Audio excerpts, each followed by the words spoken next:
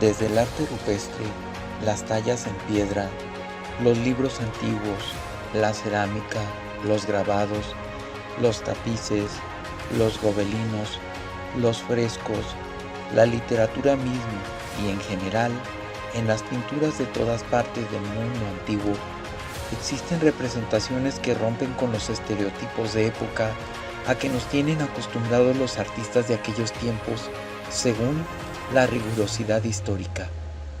Se trata, pues, de raros objetos y de figuras antropomorfas muy peculiares, de situaciones extrañamente plasmadas que aparecen al margen o directamente como parte central e importante de la obra en sí y que permanecen en ellos, digamos, estáticos en el aire o interactuando con las personas o los objetos en la obra, al punto de preguntarnos qué es lo que el artista vio y qué es lo que quiso representar o dar a entender con ello.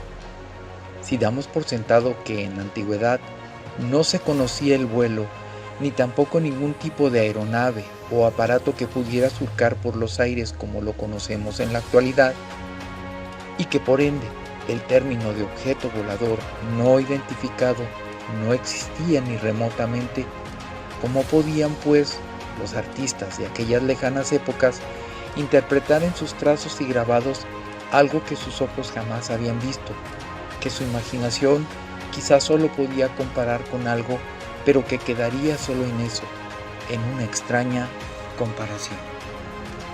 En las últimas semanas los noticieros de todo el orbe reportan avistamientos de extraños objetos que cruzan volando los espacios aéreos del mundo, lo que no significa que todos sean naves espaciales comandadas por seres inteligentes de otros planetas, pero sí, como su clasificación lo señala, objetos voladores no identificados. Incluso el Departamento de Defensa de Estados Unidos autenticó videos no recientes de naves captadas por sus cámaras. En México, un extraño objeto surca el cielo al momento que pareciera entrar en el volcán Popocatépetl, y yendo aún más lejos, el gobierno japonés confirmó que está preparando protocolos ante un eventual ataque extraterrestre. En fin. Sin embargo, estos no son los primeros casos ni serán los últimos. Existe una extensa bibliografía, fotografía y material fílmico sobre cuerpos desplazándose sobre el espacio aéreo, muchos con una explicación científica, otros más que aún esperan respuestas. Pero, ¿qué sucede cuando estos objetos aparecen representados por pintores de renombre en el arte? Lo siguiente es un breve repaso por el arte rupestre, publicaciones, pinturas, tapices, grabados, gobelinos y otros objetos que generaron una feroz controversia y despertaron especulaciones por parte de los seguidores a la teoría de los antiguos astronautas, esa que dice, entre otras cosas, que los humanos hemos sido visitados ya por seres de otros planetas mucho antes del caso famoso de Roswell en 1947, que fue en la cultura moderna el gran disparador de este tipo de experiencias. Las primeras manifestaciones artísticas de la humanidad se encuentran en cavernas y cuevas, y existen múltiples casos de pinturas rupestres en el mundo, como las de Tassili, en el desierto africano del Sahara, realizadas hace miles de años, aunque algunas se destacan por contener figuras que nada tenían que ver con la realidad que los hombres de aquellos tiempos plasmaban en el interior de las cuevas.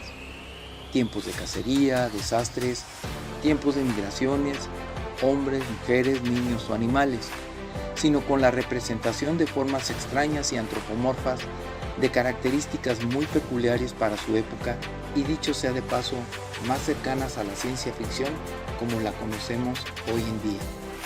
En algunos casos, quizás haya sido una explicación mitológica. La más famosa es la de Wandjina o Wandjina, de los aborígenes australianos, una sociedad cazadora de quienes existen evidencias desde hace 174.000 años antes de Cristo. Situados en diferentes partes del país oceánico, estos dibujos antropomórficos representan a los espíritus de la lluvia y las nubes, y fueron los creadores de la vida en la tierra.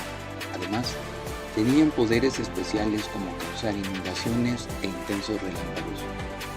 Otro caso de seres antropomórficos que despiertan interrogantes fueron descubiertos recientemente en la India, en la región tribal de Bastar, Chhattisgarh. o lo que parece ser en los libros del Kanchur, y que fueron representados de forma extraña y sencillamente llamados vimanas. Esto podría significar que los humanos de otros tiempos remotos veían o imaginaban seres que provenían de otros planetas o quizás eran fruto de su imaginación, posiblemente de un alucinógeno, no podemos saberlo. Necesitaríamos una investigación más detallada y solo sería redundar, caer en las mismas conclusiones polémicas. Nuestro departamento no tiene expertos en esta esfera, declaró el arqueólogo local J.R. Bagard cuando presentó los descubrimientos al público en 2014. Datadas con 10.000 años de antigüedad, entre las figuras se distinguen formas que remiten al fenómeno ovni y extraños seres. Las figuras de formas extrañas parecen portar objetos semejantes a armas, no tienen rostros detallados y de hecho carecen de narices y de boca. En algunos dibujos se pueden apreciar las escafandras, aseguró el arqueólogo. También en India, otro hallazgo generó polémica y aún espera respuesta oficial. En el Valle de Narmada, donde se encontró el cráneo humano más antiguo de ese país, un grupo de investigadores descubrieron en un refugio denominado Rajatole una pintura que parece presentar un extraño visitante junto a una nave e incluso un agujero de gusano, junto a una gran cantidad de pequeñas herramientas de piedra del periodo mesolítico esparcidas en el piso. En Italia, por ejemplo, se encuentra el Valle de Val Camonica, protegido por la UNESCO, que posee alrededor de 200.000 petroglifos que van del Neolítico a la Edad de Hierro, por lo que es la colección más amplia de arte rupestre de toda Europa y del mundo. Entre ellas, se encuentran algunas que han sido tomadas por los abonados a la teoría de los antiguos astronautas como expresiones de seres de otros planetas por la forma de casco que se ven en sus cabezas, aunque para los arqueólogos no son más que una expresión de un ritual. En el continente americano, de Estados Unidos a Argentina, cuevas en Mendoza y La Rioja, también existen notables ejemplos de figuras que resultan desconcertantes. Por solo nombrar algunos casos, en Utah, en Barrier Canyon, dentro del Parque Nacional Canyonlands, se hallan una serie de dibujos en piedra con caracterizaciones antropomorfas. En Bolivia se encuentra el misterioso fuerte de Samaipata a 1950 metros sobre el nivel del mar, Patrimonio Mundial de la UNESCO desde 1998, aparentemente constituido como centro ceremonial entre los siglos XIV y XVI, que arroja un petroglifo con una forma definida de ovni. La pieza fue difundida por el investigador Marco Halgen, miembro del grupo ASO. Uno de los casos que despertó más interés por parte de los ufólogos en esta parte del mundo se realizó en Puebla, México. Ahí, un grupo de buscadores de tesoros halló en 2017 un grupo de piedras de jade talladas que no dejan mucho espacio para dobles interpretaciones. Se ve en ellas a mayas intercambiando ofrendas de seres de cabeza grande y alargada. Sin embargo, para muchos es la prueba que demuestra que este antiguo imperio norte y centroamericano tuvo contacto con seres de otros planetas, y a este se le suma que es una zona en la que abundan leyendas sobre objetos que bajaron del cielo en tiempos remotos. No obstante, ningún espacio oficial de arqueología se pronunció aún sobre la veracidad del hallazgo. Y claro, no podemos dejar pasar por alto la lápida funeraria del rey Pacal en el ahora conocida como la zona arqueológica de Palenque, ubicada en el norte del estado mexicano de Chiapas. Estela, que es conocida en el mundo como el astronauta de Palenque, ya que según interpretaciones, el llamado Rey Pacal maneja aparentemente los controles de algo que pareciera un artefacto futurista y que los estudiosos de arqueología han llamado una y otra vez pareidolia. Observa un momento la estela funeraria y que sea tu opinión al respecto la más importante finalmente.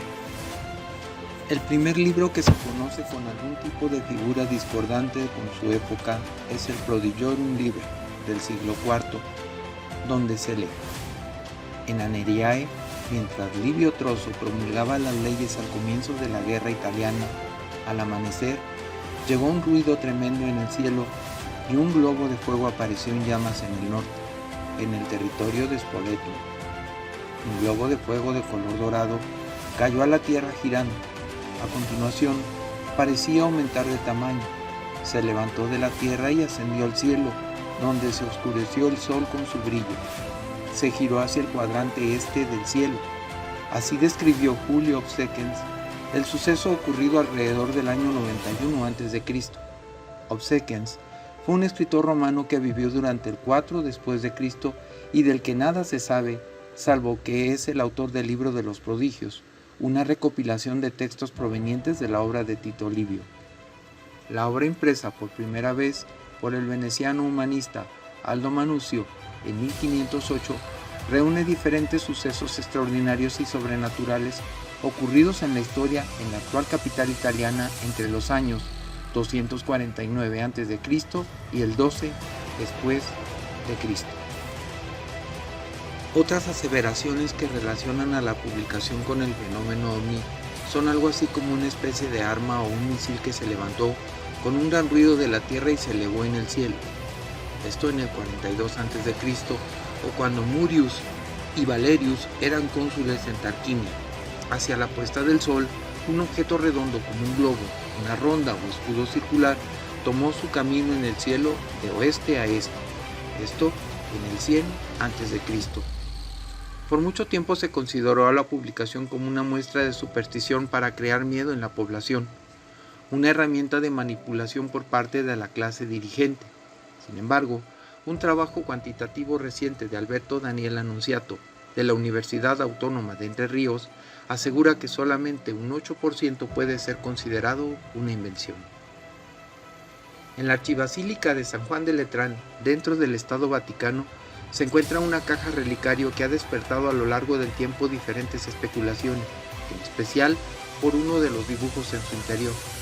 El relicario, sostienen desde la Santa Sede del catolicismo romano, constituye uno de los primeros testimonios de la costumbre de llevarse objetos recuerdos del viaje a Tierra Santa, y por su estilo e iconografía se sugiere de origen palestino con influencias sirias. Datado del siglo VI o VII, este tesoro posee además de piedras y un mantillo, imágenes pintadas en el interior de la tapa que pueden leerse de manera sensorial precisa, de izquierda a derecha y de abajo hacia arriba, para delinear el ciclo de la Navidad con la Natividad y el bautismo en el Jordán, seguido por otro ciclo igualmente breve de la Pascua, con las tres Marías en el sepulcro y la Ascensión, divididos por la escena central de la crucifixión. Entre estas imágenes hay una que representa a María en la tumba de Jesús, mientras detrás se eleva un extraño objeto con una cúpula con diferentes entradas o ventanas desde donde sale un haz de luz. Bastante tiempo después, en el libro de las buenas costumbres, del francés Jacques Legrand, se retratan las virtudes cristianas: castidad, precaución, mansedumbre, justicia, moderación, obediencia, diligencia, humildad, entre otras. Una de las ilustraciones interiores del texto de 1338, que se encuentra en el Museo Conde de Chantilly en Francia, muestra una gran esfera flotando en el cielo, lo que para algunos puede ser una representación astronómica, una nave o sencillamente una orbe. Por aquellos tiempos, también se realizó Annales Lauserienses Maiores, un libro que data del siglo XII después de Cristo, pero que cuenta historias del siglo VI. Allí se ilustra con una imagen en la que aparecen dos objetos con una estética de nave espacial moderna. Incluso aparecen y parecen moverse a partir de un sistema de combustión, aunque la lectura oficial de la ilustración dicta que serían cometas o meteoritos. Y dice: y el mismo día, mientras ellos se preparaban para otro asalto contra los cristianos que vivían en el castillo, la gloria de Dios se manifestó encima de la iglesia de la fortaleza. Aquellos que estaban observando en la plaza exterior, muchos de ellos siguen vivos hoy, dijeron que vieron algo que parecían dos grandes escudos llameantes de un color rojizo que se movían alrededor de la iglesia. Explica la obra de autores desconocidos que relata, a modo de memoria histórica, los asuntos más importantes durante los reinados de Pipino el Breve, Carlomagno y su hijo Luis I el Piadoso. Una de las más controversiales obras es la Madonna de San Giovannino, pintada durante el Renacimiento y que hoy puede apreciarse en el Palazzo Vecchio en Florencia.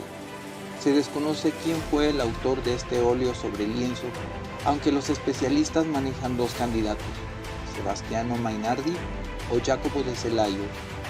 La presentación de María con su hijo y un pequeño San Juan ha sido un tema bastante popular en esa época del arte. Botticelli, Leonardo da Vinci, Rafaello y Miguel Ángel hicieron sus versiones, aunque esta posee una particularidad. La derecha, en la cabeza de María, hay un extraño objeto volador en el fondo. El artista, además, no quiso que la figura pasara desapercibida y para eso también pintó a una persona, un pastor posiblemente, que observa el artefacto con mucha atención junto a su mascota. Esta no es la única pintura de corte religioso donde algo extraño se posa en el firmamento.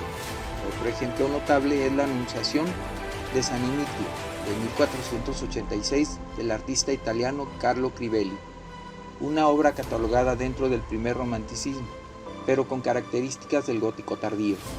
La pieza fue elaborada para conmemorar el anuncio del arcángel Gabriel a la Virgen María, aunque la interpretación de la figura de donde se desprende el haz de luz depende de quién se pregunte. Para los seguidores de ovnis es claramente una nave, para los religiosos un grupo de ángeles girando en torno a un círculo de nubes. Otra obra con una polémica similar es El Bautizo de Cristo de 1710 del holandés R. de Gelder, pupilo de Rembrandt, inspirado en el pasaje bíblico de Mateo 3:16 del Nuevo Testamento. Los cielos se abrieron y al Espíritu como una paloma descendió sobre él. En la obra un círculo se abre en el cielo y desprende haces lumínicos hacia el centro de la escena, mientras una diminuta ave parece descender. Pero no todas las piezas tienen una explicación tan sencilla. Por ejemplo, El Triunfo del Verano es un tapiz dotado de 1538 que se realizó en Brujas, Bélgica, que representa la ascensión de un gobernante al poder. En la actualidad, se encuentra en el Museo Nacional de Baviera, en Alemania.